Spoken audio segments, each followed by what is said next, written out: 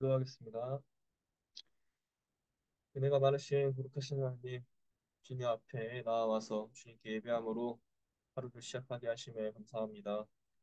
오늘도 주님께 나와왔습니다. 주님께서 이 시간 저희를 만나주시고 저희에게 말씀으로 응답하시는 귀하고 거룩한 은혜로운 시간이 될 수 있도록 주님께서 인도하여 주시옵소서. 지난 하루도 주님 말씀 따라 살 때에 저희가 삶 가운데서 죄악에 빠지지 않고 은혜롭게 살 수 있었습니다. 주님 말씀만이 저희를 죄악에서 건질 수 있는 힘을 주시며 주님만이 저희의 삶의 소망이 되신다는 사실을 저희가 늘 마음속에 품고 살아갈 수 있도록 저에게 더욱 큰 믿음을 허락하여 주시옵소서. 그래서 오늘 말씀을 들을 때에도 그 말씀이 나의 삶에 큰 변화를 줄 수 있는 나의 삶의 에너지와 새 힘이 될 수 있는 그런 말씀으로 나에게 다가올 수 있도록 나의 마음을 열어주시고 그 마음 가운데 주님께서 찾아와 주시옵소서. 몸과 마음의 아픔이 있는 분이 계시다면 주님께서 그 아픔을 치유하여 주시고 주님께 나아와 찬양과 경배로 영광 돌릴 수 있도록 인도하여 주시옵소서. 오늘 하루도 주님께서 함께 하실 것을 믿사오며 이 모든 말씀 예수님의 이름으로 기도합니다. 아멘.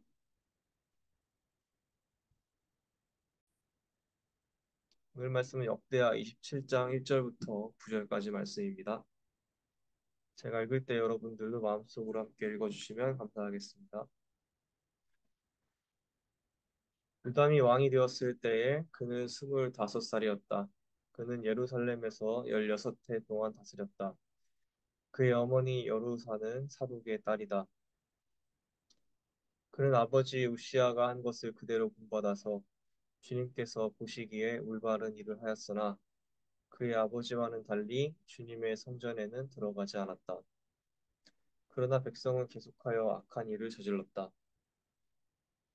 그는 주님의 성전의 북쪽 문을 만들어 세웠고 우베 성벽도 더 연장하여 쌓았다. 유다의 산간 지방에는 성읍들을 건축하고 살렘 지역에는 요새를 만들고 망대를 세웠다. 더욱이 그는 암몬 자손의 왕들과 싸워서 이겼다. 그 해에 암몬 자손은 은 100달란트와 밀 만석과 보리 만석을 조공으로 바쳤고 그 다음 해에도 또 3년째 되는 해에도 암몬 자손은 같은 양으로 조공을 바쳤다. 요담은 그의 하나님 앞에서 바른 길을 걸으며 살았으므로 점점 강해졌다. 요담이 다스리던 기간에 생긴 다른 사건들, 그가 전쟁에 나가 싸운 것과 그의 행적들은 이스라엘과 유다 열왕기에 기록되어 있다. 그가 왕이 되었을 때 그는 25살이었다. 그는 예루살렘에서 16해 동안 다스렸다. 요담이 죽어서 그의 조상과 함께 잠드니 다윗성에 장사하였다. 그의 아들 아하스가 그의 뒤를 이어 왕이 되었다. 아멘.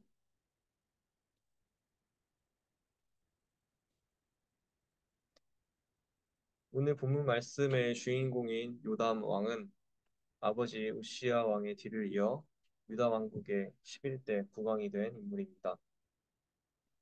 2절 말씀을 보니 요담 왕은 아버지 우시아가 한 것을 그대로 본받아서 주님께서 보시기에 올바른 일을 하였다고 합니다. 아버지 우시아 왕은 앞선 26장에서 말씀에서처럼 하나님 보시기에 올바르게 나라를 다스렸던 인물입니다. 그런데 그의 말년에 묵점을 남기고 말았습니다. 나라가 강성해지니 교만한 마음이 생겨서 하나님 앞에 죄를 저지르고 만 것입니다. 우시아 왕이 한 잘못은 그가 주님의 성전 안에 들어가 분향단에다가 분향을 하려고 들어간 것입니다. 제사장들은 우시아 왕에게 이렇게 말했습니다. 주님께 분향하는 일은 왕이 할 일이 아닙니다. 분향하는 일은 이 직무를 수행하도록 거룩하게 구별된 제사장들, 곧 아론의 혈통을 이어받은 제사장들만이 할 수 있는 일입니다. 힘이 세진 우시아 왕은 흔히 왕권이 강한 다른 나라들이 왕이 그러했듯이 재정 일치의 사회를 만들려고 했는지도 모릅니다. 그래서 우시아 왕을 보면 이 가톨릭 교회 영향력에서 벗어나서 이 영국 국교회를 세웠던 이 헨리 8세가 떠오릅니다. 하지만 하나님께서 정해주신 규칙을 깨고 한 사람이 모든 권한을 갖고 나라를 독단적으로 다스리는 것은 하나님이 원하시는 모습이 아니었습니다. 이 기독교적 리더십은 한 사람이 모든 정권을 휘두르는 독단적인 리더십이 아니라 왕이신 하나님 아래에서 함께 힘을 합쳐서 공동체를 이끌어 나가는 연대와 화합의 리더십입니다. 예를 들어 이스라엘 왕은 중요한 일을 처리해야 할 때는 제사장을 통해 먼저 하나님의 뜻을 구하며 또한 각 지파의 장로들과 회의하며 중대사를 결정하는 것이 바람직했습니다. 분향하러 가는 우시아의 모습은 자신이 모든 권한을 가지려는 교만함에서 비롯된 것이었습니다.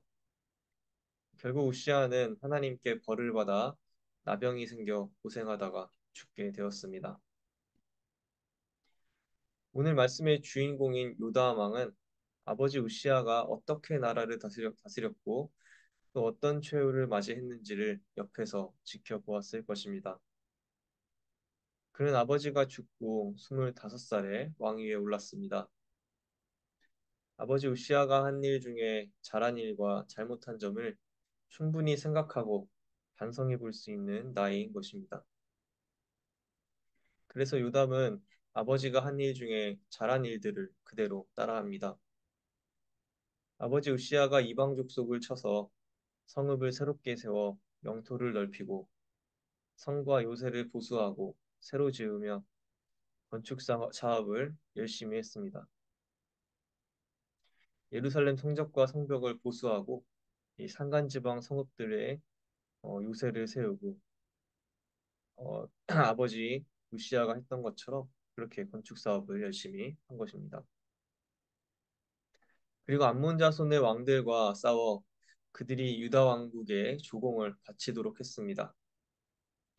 그리고 2절 말씀을 보니 유다 왕은 그의 아버지와는 달리 주님의 성전에는 들어가지 않았다고 전하고 있습니다.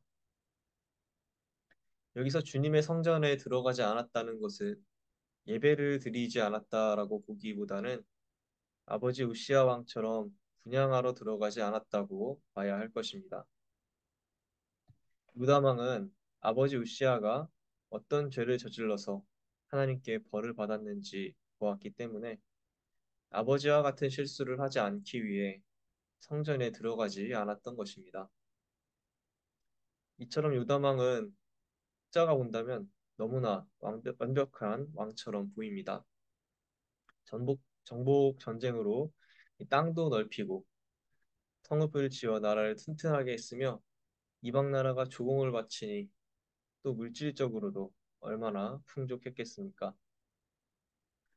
그런데 신앙적으로 볼 때 이러한 요담 왕에게도 아주 큰 과오가 있었습니다. 2절 말씀에 그 단서가 있습니다. 2절 후반부에 이런 언급이 나옵니다. 그러나 백성은 계속하여 악한 일을 저질렀다.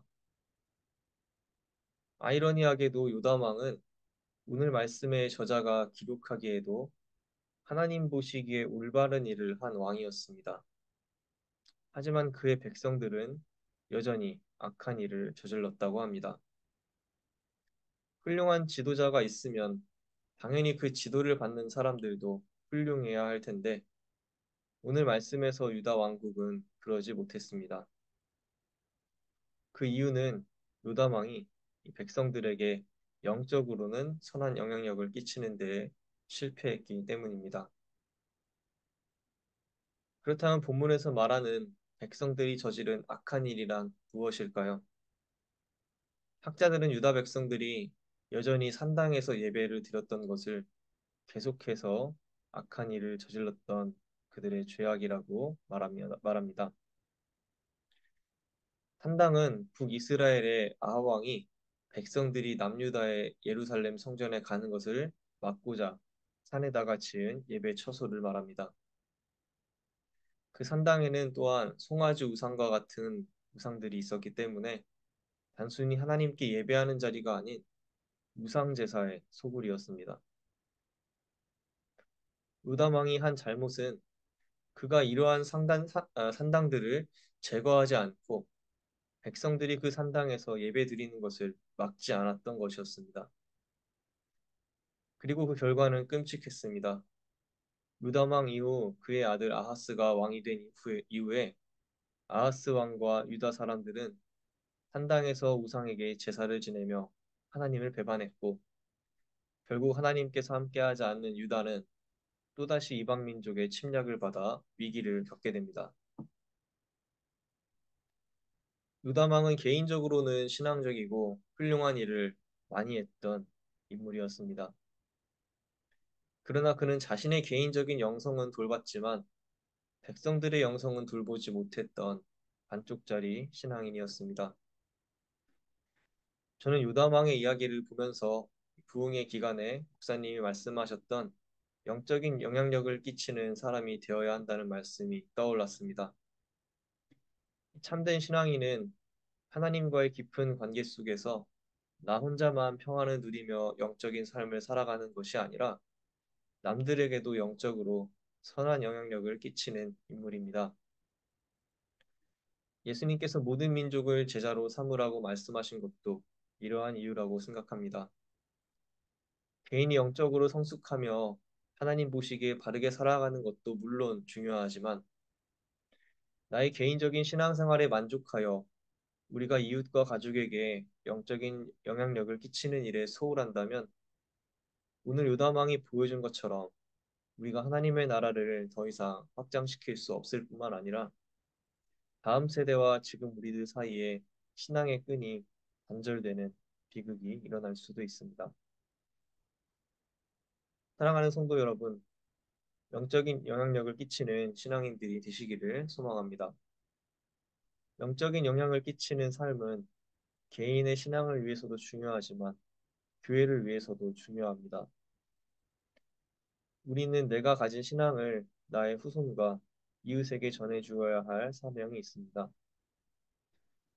나의 행동과 말을 통해서 하나님의 사랑이 드러날 수 있어야 합니다. 예수님의 십자가를 지고 예수님이 가신 길을 따라가는 우리 모두는 그리스도의 제자입니다. 하나님께서 여러분 한 분 한 분을 그리스도의 제자로 불러주셨습니다. 예수님의 12 사도가 세상에 나아가 예수님의 이름을 전하며 영적인 영향력으로 수많은 사람들을 하나님께 나아가게 했던 것처럼 여러분의 영적 영향력이 수많은 사람들에게 예수 그리스도의 이름을 알게 하는 축복의 통로가 되기를 기도합니다. 그러므로 지금 여러분께서 열심으로 교회에 나와서 신앙생활을 하시는 것이 단순히 본인의 신앙을 위해서가 아님을 기억하시면 좋겠습니다. 교회와 하나님을 위해 열심으로 봉사하며 섬기는 여러분의 모습이 그 모습을 보는 우리의 자녀와 후손들과 다음 세대에게 얼마나 큰 영감을 주는 신앙인의 본이 되는지 다 알 수가 없습니다. 그리고 그렇게 영적인 영향을 미치는 신앙인들을 하나님께서는 기뻐하시고 그 삶을 돌봐주시고 어려움을 책임져 주시며 그 삶에 더욱 큰 기쁨과 보람을 주실 줄로 믿습니다. 오늘 요담 왕과는 반대로 다윗 왕은 하나님의 괴가 이스라엘 성으로 돌아올 때 백성들 앞에서 기뻐 춤추었습니다. 하나님께서 나와 함께 하시고 그분께 예배드리는 삶이 무엇보다 기쁜 일이라는 사실을 춤을 추며 백성들에게 알린 것입니다. 다윗 왕이 그렇게 영적으로 선한 영향력을 백성들에게 끼치자 그의 왕국을 하나님께서 돌봐주셨고 후손인 솔로몬도 하나님께 예배드리는 인물로 성장할 수 있었습니다. 나의 신앙을 지키기에 급급한 신앙인이 아니라 이제는 영적인 영향력을 끼치는 쓰임받는 인생으로 거듭나도록 결단하며 기도하면 좋겠습니다. 하나님께서 여러분들을 통하여 일하실 것입니다.